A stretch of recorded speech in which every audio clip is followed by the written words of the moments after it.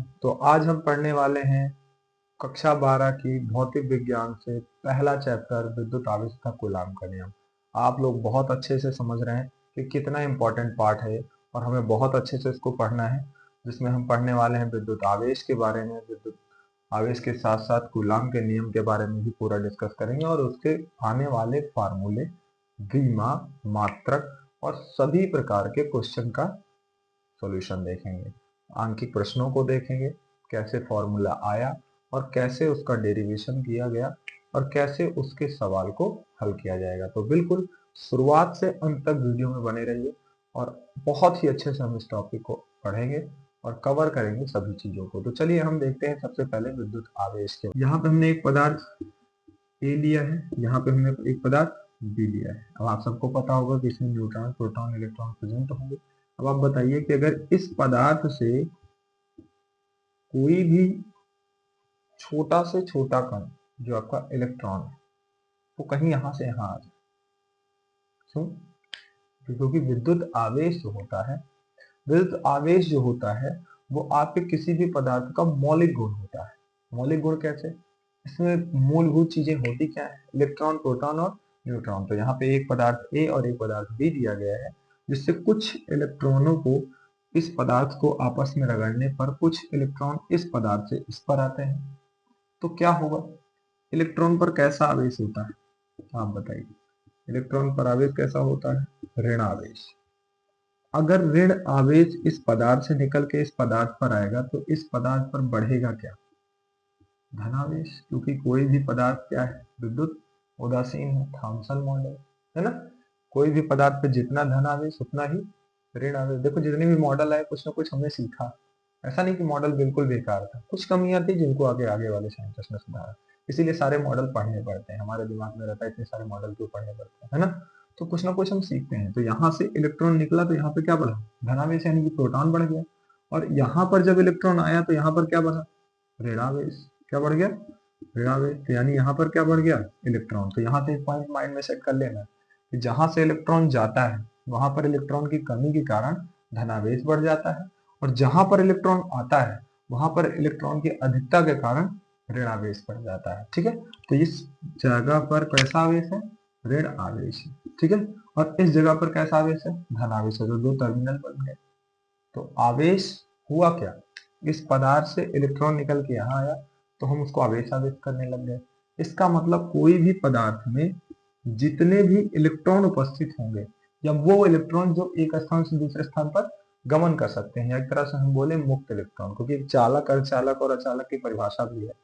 अगर मुक्त इलेक्ट्रॉन उपस्थित है तो धारा का गमन होगा, तभी वो चालक होगा। अगर मुक्त इलेक्ट्रॉन नहीं है तो धारा का गमन नहीं होगा, तो वो अचालक होगा। और कुछ कुछ मुक्त इलेक्ट्रॉन कहीं कहीं पर है या ताप देने पर कुछ इलेक्ट्रॉन मुक्त हो जाते हैं, तो वो अर्धचालक की तरह व्यवहार करेगा। तो उसी तरह यहाँ पर हमें ध्यान रखना है कि यहाँ पर दो टर्मिनल बन गए हमारे, धनावेश और ऋणावेश।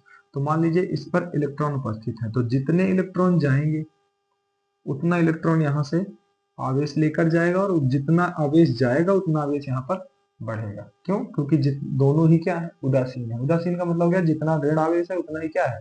धन आवेश। अब ऋण आवेश हट रहा है तो इसका मतलब वहां पर क्या बढ़ रहा है? धन आवेश बढ़ रहा है। इस पॉइंट से समझाया मैंने आपको। तो अगर मैं इसको परिभाषित करूं, मान लेता हूं इस चालक के इलेक्ट्रॉन को नहीं गिन सकता, तो मान लेता हूं कि माना चालक में कितने इलेक्ट्रॉन है? n इलेक्ट्रॉन है। कितने इलेक्ट्रॉन? n इलेक्ट्रॉन है। ठीक है, तो अगर n इलेक्ट्रॉन है तो इसका मतलब क्या हो गया कि जो आवेश होगा, आवेश को हम किससे भी करते हैं? क्यों से? कूलाम नाम ही है साइंटिस्ट, है ना, कूलाम के नाम पे। तो इसका मतलब हो गया कि क्यू इक्वल टू कितना आ जाएगा? n ही आ जाएगा। क्योंकि जितना इलेक्ट्रॉनों की संख्या होगी और जितना इलेक्ट्रॉन पर आवेश होगा उसी के गुणन को किसी चालक का क्या बोलेंगे? आवेश बोलेंगे। तो हम एक परिभाषा बना सकते हैं क्या? किसी पदार्थ पर उपस्थित मुक्त इलेक्ट्रॉनों की संख्या तथा उन पर इलेक्ट्रॉन पर आवेश के गुणनफल को क्या कहते हैं? विद्युत आवेश कहते हैं। तो एक परिभाषा हमने बना ली और एक फॉर्मूला भी हमने बना लिया, और यहां से समझ भी लिया कि इलेक्ट्रॉन जाएगा और आएगा तो क्या। ठीक है, तो ये कंडीशन क्लियर हो गई। यहीं से एक विद्युत परिपथ से संबंधित परिभाषा आती है। क्या? विद्युत परिपथ क्या होता है? जिससे विद्युत धारा होकर गमन करती है। जैसे कोई वायर है और वायर में अगर धारा जा रही है तभी तो अगली जगह पे पहुंच रही है।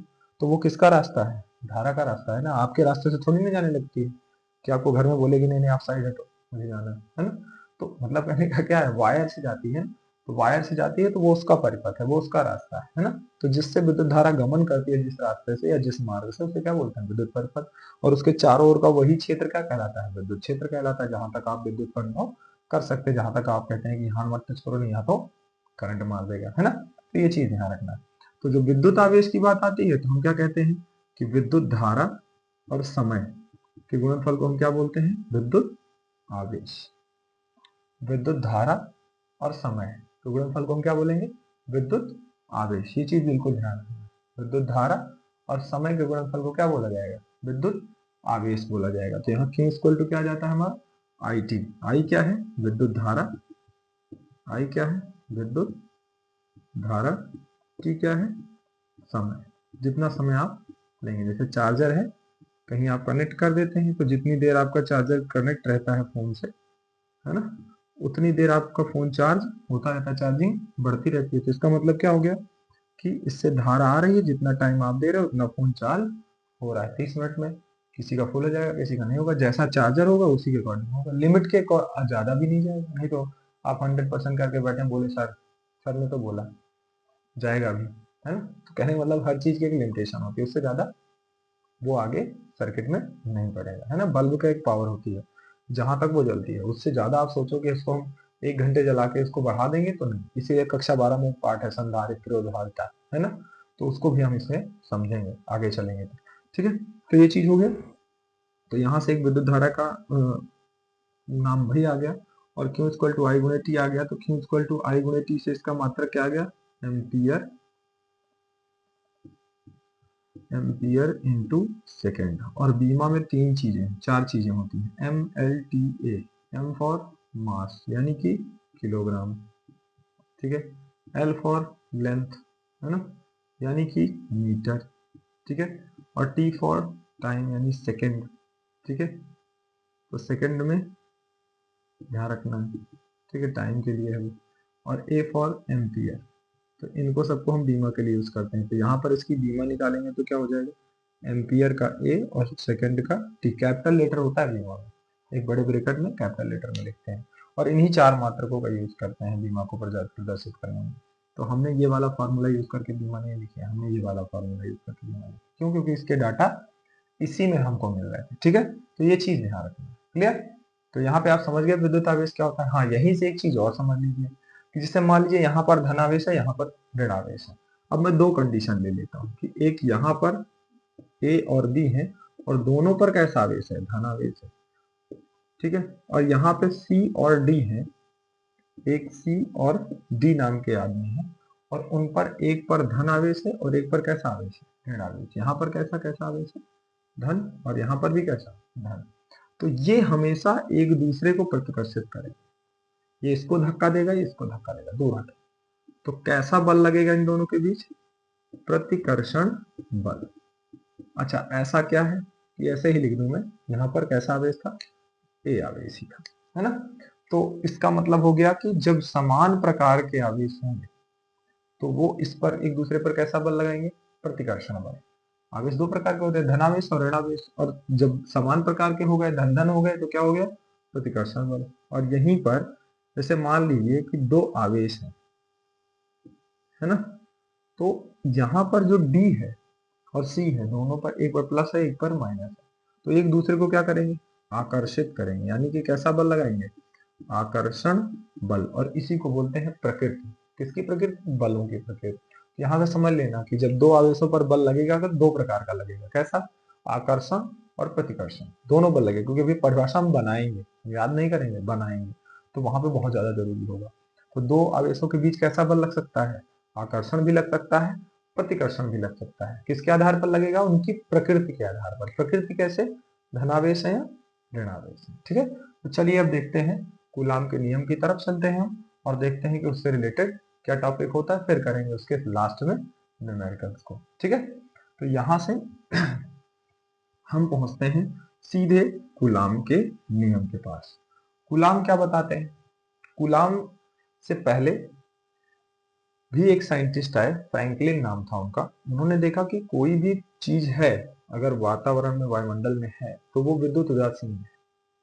तो ये टाइप क्वेश्चन याद रखना, कौन से साइंटिस्ट थे जिन्होंने सबसे पहले कि दो पदार्थों के बीच की विद्युत उदासीनता को समझाया था? कौन थे? फ्रैंकलिन, है ना। तो उसके बाद आगे साइंटिस्ट आते हैं कूलाम। और कूलाम क्या बोलते हैं कि जब दो चार्ज बॉडी, या फिर कह दिया जाए दो आवेशित कण, एक को ए मान लें, एक को बी मान लें, मैं आपके सहजता के लिए उसको अभी Q1 या Q2 भी मान लूंगा। आप Q1 या क्या बोल सकते हैं, Q2 भी बोल सकते हैं, जैसा आप डिनोट करना चाहें। चाहे तो आप यहाँ पे Q2 लिख दें और इसको क्या लिख दें, Q1 लिख दें, ठीक है। और इनके बीच की जो डिस्टेंस है वो कितनी है, R है, ठीक है। इन पर एक फोर्स लगेगा, लगेगा कि नहीं लगेगा, ये बताया था। जब समान प्रकार के होंगे तो प्रतिकर्षण करेंगे, दूर भगाएंगे। और जब असमान प्रकार के होंगे, यह एक तरह से हम आपकी लैंग्वेज में बोल रहे हैं सजातीय और विजातीय, विपरीत प्रकार के या असमान प्रकार। सजातीय का मतलब, सजातीय का मतलब एक ही जाति, यानी प्लस है अगला तो एक अगला प्लस, इधर माइनस है इधर भी माइनस। विजातीय का मतलब अलग अलग जाति, मतलब एक इधर प्लस है तो इधर माइनस, इधर माइनस है तो इधर प्लस। तो ये चीज ध्यान रखना। तो इनके बीच की दूरी कितनी होती है, आर होती है। मान लिया गया कि इनके बीच की जो डिस्टेंस है वो कितनी है, आर। अच्छा एक बात और ध्यान रखिए, मान लीजिए आवेश 0 0 कूलाम है, 2 2 कूलाम है, माइनस में है ना। तो और इसको हम रख रहे हैं बहुत दूर, कह रहे हैं सर एक दूसरे को अट्रैक्शन नहीं कर रहा है। अकॉर्डिंग टू मैग्नीट्यूड, यानी परिमाण के हिसाब से ही इसको आसपास की दूरी को देखना है ना। नहीं तो आप छोटा सा आवेश लेके बहुत दूर रख के कह रहे हैं सर ये तो अट्रैक्शन नहीं कर रहा है ना। तो ये चीजें ध्यान रखना। अच्छा, अब ये जो सिस्टम बना हुआ है इसमें आपको ये क्लियर हो गया कि F फोर्स लगा रहा है।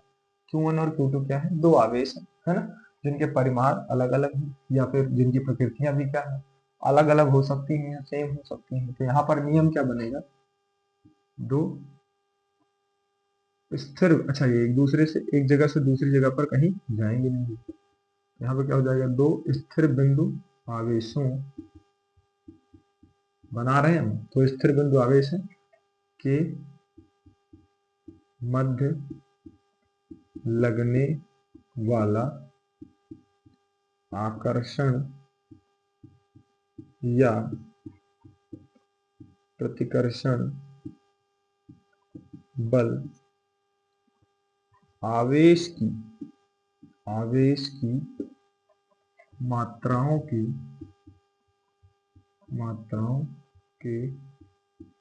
गुणनफल के समानुपाती होता है। क्या होता है, समानुपाती होता है। तो ये चीज ध्यान रखना कि जो दो स्थिर बिंदु आवेश हैं इनके बीच जो लगने वाला आकर्षण, मैंने कहा था दो बल लगे, तो आकर्षण या प्रतिकर्षण बल होगा आवेश की मात्रा, यानी जो मात्रा होगी कुछ भी देगा। अभी तो मैं Q1 Q2 रखा हूँ, आपका मन करे आप क्यू डैश, क्यू डैश मान लो, Q dash Q double dash मान लो, क्यू ए क्यू बी मान लो, कोई भी चीज हो आप कुछ भी मान सकते हैं। क्यू नॉट मान लीजिए, है ना। जैसे मान लीजिए कि अब इसको हम इसी पे लेके चलते हैं, ये क्यू है और ये क्या है, क्यू नॉट। तो यहाँ पे क्या लिखेंगे, इसको परिभाषित करने के लिए माना क्यू और क्यू नॉट दो विपरीत प्रकार के आवेश एक दूसरे से आर दूरी पर रखे हुए हैं, जिनके बीच एफ आकर्षण बल या प्रतिकर्षण बल कार्य करता है। ठीक, तो किसी भी फिगर को समझाते हैं पहले फिजिक्स में, ठीक है ना। तो यहाँ पे लिखेंगे, तो पहले पॉइंट के अनुसार जो कूलाम ने दिया उसके अनुसार जो नियम लिखा जाता है क्या हो जाएगा, दो स्थिर बिंदु आवेशों के बीच लगने वाला आकर्षण या प्रतिकर्षण बल समानुपाती यानी प्रोपोर्शनल उनकी मात्राओं के गुणनफल के। तो पहले की मात्रा क्यों है, दूसरे की मात्रा क्या है, क्यू नॉट है। तो इसको समीकरण क्या मान लेंगे, एक, है ना। फिर आगे क्या लिखते हैं, तथा उन दोनों आवेशों के बीच की दूरी के वर्ग के व्युत्क्रमानुपाती होता है, व्युत्क्रमानुपाती होता है। ठीक है, तो यहां पर क्या हो जाएगा, F proportional 1/r²। Equation number 2। अब इन दोनों इक्वेशंस को हम क्या करेंगे, मिलाएंगे। और जैसे ही इन दोनों इक्वेशंस को मिलाएंगे क्या हो जाएगा, फाइनली हमारा क्या बन जाएगा, F proportional Q into Q zero upon में R²। ये आपका समीकरण 3 बन जाएगा। और आपको पता ही है कि जब प्रोपोर्शनलिटी को हटाते हैं तो एक नियतांक जुड़ जाता है। तो चलिए यहाँ पे देखते हैं। तो अब अगर कूलाम का पूरा नियम लिखना है तो पूरे टॉपिक को उठा के लिख देंगे कि दो स्थिर बिंदु आवेशों के मध्य लगने वाला आकर्षण या प्रतिकर्षण बल आवेश की मात्राओं के गुणनफल के अनुक्रमानुपाती, यानी इनके दोनों के गुणा के अनुक्रमानुपाती, और उन दोनों आवेशों के बीच की दूरी के वर्ग के व्युत्क्रमानुपाती होता है, इन प्रोपोर्शनल होता है। ठीक है ना। तो यहाँ पे दोनों को मिलाया तो क्या आ गया, F equal to K into Q1 into Q2 upon में R स्क्वायर। अब ये K क्या है, K जो होता है आपका, ये आपका एक नियतांक है। जैसे एनवायरमेंटल सपोर्ट मिलता है, जैसे कि कोई चीज सपोर्ट करती है किसका, विद्युत होने का, क्योंकि वायु में निर्वात में हो रहा है तो यहाँ पे होगा तो कोई सपोर्ट मिलेगा, एक्सटर्नल सपोर्ट होगा। उसी सपोर्ट की वैल्यू को क्या बोलते हैं, के की वैल्यू कितनी होती है 1/4πε0। ठीक है। यहीं पर कभी कभी के लगा हुआ दिखाई देता है तो वो क्या है, परावैद्युतांक है, डाइलेक्ट्रिक है। और वायु और निर्वात में जो डाइलेक्ट्रिक का मान परावैद्युतांक होता है, के इक्वल टू कितना लिया जाता है, 1 लिया जाता है। ठीक है। तो ये चीज ध्यान रखना है, तेल वसा कागज इन सब चीजों के लिए। तो इसका परावैद्युतांक कितना लेंगे, 1 लेंगे। ठीक। तो यहाँ पर के रखा रहता है क्वेश्चन में, लेकिन वहां पर आपको के की वैल्यू कितना लेना होता है, 1। वो परावैद्युतांक है, यहाँ पर एक नियतांक है के, है ना, जिसके नियतांक का मान कितना होता है 1/4πε0। और बाद में फिर क्या ऐड कर सकते हैं, के, है ना। और वहां पर के की वैल्यू कितना रख देते हैं, 1। अच्छा एक बात ये भी ध्यान रखिए कि इसकी भी वैल्यू होती है 9 into 10⁹ newton into metre square प्रति कूलाम स्क्वायर। ये भी ध्यान रखिएगा कि इसकी भी वैल्यू होती है। तो फाइनली फॉर्मूला बन क्या गया आपका, आपका फॉर्मूला बन गया K equal to 1/4πε0 into Q into Q0 upon में R स्क्वायर। ये हुआ कूलाम का नियम। और फॉर्मूला न्यूमेरिकल के लिए क्या यूज करने वाले हैं हम, K इक्वल टू 9 इंटू 10⁹ और यहाँ पे इंटू में Q इंटू Q0 अपॉन में R स्क्वायर। ठीक है। तो ये सॉरी के यहाँ पे मान लीजिए, यहाँ पे क्या हो जाएगा, F हो जाएगा। ठीक है। तो F की वैल्यू ये फाइंड हुई, इसी को हम बोलते हैं विद्युत आवेश तथा कूलाम का नियम। तो हमने पूरा अच्छे से टॉपिक समझ लिया कि विद्युत आवेश तथा कूलाम का नियम क्या होता है। अब हमें इससे करना है क्या, सवाल, न्यूमेरिकल। तो एक एक न्यूमेरिकल हम जरूर से जरूर प्रैक्टिस कर लें। अच्छा एक बात ये भी ध्यान रखिए कि कभी कभी मानों में परिवर्तन कर देता है, तब आपको चीजें समझ में नहीं आती। मान कैसे, जैसे मीटर की दूरी को सेंटीमीटर में कर देता है। भाई मान लीजिए बहुत ज्यादा कम परिमाण था और पास कर दिया गया, या फिर परिमाण ज्यादा था लेकिन दूरी क्या थी, कम थी, तो फोर्स ऑफ अट्रैक्शन यानी आकर्षण बल या प्रतिकर्षण बल बहुत तेजी से लगेगा, तो उस समय दूरी सेंटीमीटर में लिखी जाती है। तो सेंटीमीटर को किस में कन्वर्ट करना होता है, ध्यान रखिएगा, मीटर। ये चीज ध्यान रखेंगे, नहीं तो न्यूमेरिकल में गलतियां हो जाएंगी। ठीक है।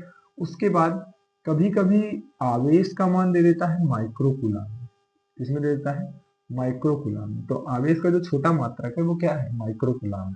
और इलेक्ट्रॉन से छोटा कोई आवेश किसी पर होता नहीं। तो माइक्रो कूलाम जो है उसकी जो वैल्यू हम चेंज करते हैं तो उसको क्या लिख देते हैं 10⁻⁶ कूलाम। तो जैसे दिया है 2 माइक्रो कूलाम, ऐसे लिखा रहता है म्यू सी, माइक्रो को किससे प्रेजेंट करते हैं, म्यू से, है ना। तो म्यू सी लिखा रहता है। तो म्यू को आप चेंज कर देंगे तो 2 इंटू 10⁻⁶ कूलाम। ठीक है। कूलाम को सी भी लिख सकते हैं। और यहाँ पे ऐसे ही रखेंगे, जैसे 30 सेंटीमीटर दे दिया तो 100 से भाग कर देंगे, तो 30/100, क्योंकि 1 मीटर में कितने सेंटीमीटर, 100 से भाग करेंगे तो पहले दशमलव लगेगा, है ना, फिर जीरो। मतलब कहने का है कि डिवाइड करेंगे तो कितना आ जाएगा, 0.30, 2 संख्या बाद इधर दशमलव लग जाएगा। किसी भी संख्या के दाईं तरफ दशमलव छिपा होता है, इतना ध्यान रखना। इसके इस तरफ लग जाएगा तो आपका हो जाएगा कितना, 0.30। सेंटीमीटर नहीं होगा, क्या होगा, मीटर। तो हमेशा ध्यान रखना है कि फिजिक्स में दिए हुए क्वेश्चन का पहले डाटा लिखना है, और डाटा लिखने के बाद हमें उसके न्यूमेरिकल करते वक्त फॉर्मूले को अच्छे से समझ लेना है। कोई एक ऐसा फॉर्मूला होगा जिसमें एक वैल्यू नहीं दी होगी और सभी वैल्यू दे रही होगी, तो उस फॉर्मूले को हम वहां पे यूज करेंगे। ऐसा नहीं कि बहुत सारे हमने फॉर्मूले पढ़े हैं, जो मन में आ रहा है तो यूज कर रहे हैं। ठीक है। तो जहां पर न्यूमेरिकल दिया गया है, एक चालक पर 2.4 × 10⁻⁻19 कूलाम का धनात्मक आवेश है। तो पहले दिमाग में रख लेना, यानी प्रोटॉन ज्यादा है। और इस चालक पर कितने इलेक्ट्रॉन की अधिकता व कमी है, तो पहले पता कर लेते हैं कि चूंकि पहले मैंने कहा था हमेशा डाटा लिखना है। डाटा क्या दिया हुआ है कि क्यों, यानी कि आवेश, आवेश दिया हुआ है, कितना है, धनात्मक आवेश है ना, धनात्मक आवेश क्यों बराबर कितना है, 2.4 गुणे 10 की घात माइनस 18 कूलम। ठीक है, और इसके बाद इस चालक पर कितने इलेक्ट्रॉन की अधिकता व कमी है, तो हमें कितना इलेक्ट्रॉन, यानी इलेक्ट्रॉन की क्या बताना है, संख्या बताना है। और इलेक्ट्रॉन पर आवेश कितना होता है, 1.6 गुणे 10 की घात माइनस 19 कूलम। तो ई की वैल्यू तो खुद ही होती है ना, वो हर जगह पे वही यूज होती है। ठीक है, तो अब यहाँ से आपको फाइंड क्या करना है, क्यों दिया हुआ है, एन की वैल्यू फाइंड करना है। तो क्यू इक्वल टू फॉर्मूला क्या होता है, यानी यहाँ से ई को वहां भेजेंगे, एन इक्वल टू क्या हो जाएगा, क्यू अपॉन ई। तो क्यू की वैल्यू कितना है, 2.4 into 10 to the power minus 18 upon 1.6, यानी 1.6 गुणे 10 की घात माइनस 19। पहले घातों को हमेशा हल करिए, क्योंकि पॉइंट दिक्कत ना हो, तो पॉइंट से पॉइंट कैंसिल हो जाएगा। हमेशा याद रखिए दशमलव में जिसको भी कोई प्रकार की दिक्कत होती है सॉल्व करने में, ये चीज हमेशा ध्यान रखो कि दशमलव अगर दोनों और नहीं, राइट साइड केवल अगर नंबर सेम है तो पॉइंट से पॉइंट कट जाएगा, अगर नहीं सेम है तो 0 इंक्रीज कर लो। जैसे मान लीजिए 2.40 दिया है और नीचे 3.2 दिया है, तो यहाँ पे 0 बढ़ाओ, पॉइंट से पॉइंट कैंसिल कर लो, है ना, जिससे इजी रहेगा क्वेश्चन। राइट साइड ही ऐसा करेंगे, लेफ्ट साइड नहीं करेंगे। ठीक है, लेफ्ट साइड में फिर कंफ्यूजन होने लग जाएगी। तो यहाँ पे पॉइंट से पॉइंट कैंसिल हो गया, राइट साइड इक्वल था नंबर, तो ये आ गया 24 अपॉन में 16 into 10 to the power minus 18 into 10 to the power 19, 19 ऊपर चला जाएगा, माइनस कर देंगे, जो वैल्यू आएगी वो कितनी हो जाएगी, 24 into 10 to the power 1 upon में 16, या फिर 240 अपॉन में 16, 10 से गुणा हो जाएगा। और सॉल्व करेंगे तो 16 ही करना, 16 कितना बच गया, 8, 80, 16 पंचे 80। तो कितने इलेक्ट्रॉन की कमी है, 15 इलेक्ट्रॉन। अधिकता है या कमी है, कमी है। क्यों, क्योंकि वहां पर कैसा आवेश बढ़ गया है, धनात्मक, और होना कैसा चाहिए उसको, उदासीन। जितने इलेक्ट्रॉन प्रोटॉन उदासीन रहे हैं, तो यहाँ पर क्या हो गई है, कमी हो गई है। ठीक है, कितने इलेक्ट्रॉन की कमी हो गई है, 15 इलेक्ट्रॉन। समझ आया। इसके बाद इसी चालक में 20 एम्पियर की धारा 5 मिनट तक प्रवाहित होती है। यहाँ पे लिखेंगे, डाटा पहले लिख लेंगे तो सीधे समझ में आ जाएगी। यहाँ पे लिखेंगे क्या, कि धारा आई बराबर कितना दिया है, 20 एम्पियर। ए से भी लिखते हैं, इसको डिनोट करते हैं मात्रा को। और 5 मिनट तक, तो टाइम कितना दिया है, 5 मिनट। और मिनट को किस में चेंज करेंगे, सेकंड में, क्योंकि टाइम किस में होना चाहिए, सेकंड में। तो हमेशा पहले डाटा लिखना, 5 गुणे कितना कर देंगे, 60 बराबर कितने सेकंड आ गए, 300 सेकंड आ गए। तो क्यू इक्वल टू क्या होता है, आई गुणे टी। तो क्यू इक्वल टू आई का मान 20 एम्पियर गुणे टी का मान 300 सेकंड, गुणा कर लेंगे, 2 3 6 और ये 3 0, तो कितना आ गया, 6000 कूलम। तो सोचिए कि अगर आपके फोन में 20 एम्पियर की धारा बह रही है चार्जर में और 5 मिनट तक बह जा रही है, तो फोन में कितने कूलम आवेश बढ़ गया, 6000 कूलम आवेश बढ़ गया। ठीक है ना, गुणा थोड़ा चेक कर लीजिएगा, इसमें थोड़ा सा हम कम गए। ठीक है ना, तो यहाँ पे दिया है अगला पॉइंट, अगला क्वेश्चन, नाभिक पर किसमें 7 नाइट्रोजन 14, मतलब कि ऊपर क्या दिया होता है, आणविक द्रव्यमान, और नीचे क्या दिया होता है, परमाणु क्रमांक। परमाणु क्रमांक का मतलब उतने ही इलेक्ट्रॉन उतने ही प्रोटॉन। तो इसमें इलेक्ट्रॉनों की संख्या अगर हम लिखें, इलेक्ट्रॉनों की क्या संख्या, तो जो दिया वो कितना दिया हुआ है, देखिए 7 इलेक्ट्रॉन। कितने इलेक्ट्रॉन है, 7 इलेक्ट्रॉन। तो कूलाम में आवेश की गणना करना है, तो क्यू इक्वल टू क्या होता है, एन। रख दिया हमने, इलेक्ट्रॉन की संख्या 7, इलेक्ट्रॉन आप पर आवेश कितना है, 0.6 गुणे 10 घात माइनस 19, गुणा कर दिया, इससे 7 छंग 42, 7 एकम 7, 7 में कितना जोड़ेंगे, 4, 11.2 गुणे 10 की घात माइनस 19। और आवेश का मात्रक भाई साहब कूलाम ने बताया था, इसीलिए इसको क्या बोलेंगे, कूलाम। एसआई मात्रक है इसका, कैसा मात्रक है, एसआई। देखो शुरू से अंत तक इसीलिए बोला था कि 1 1 पॉइंट आपको क्लियर करना है। तो कैसा मात्रक है, एसआई मात्रक है कूलाम।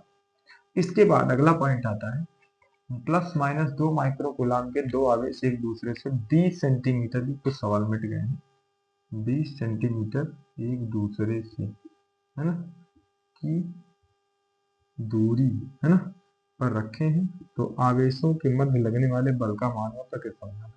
यहाँ पर ध्यान से देखो क्या लिखा हुआ है, प्लस माइनस।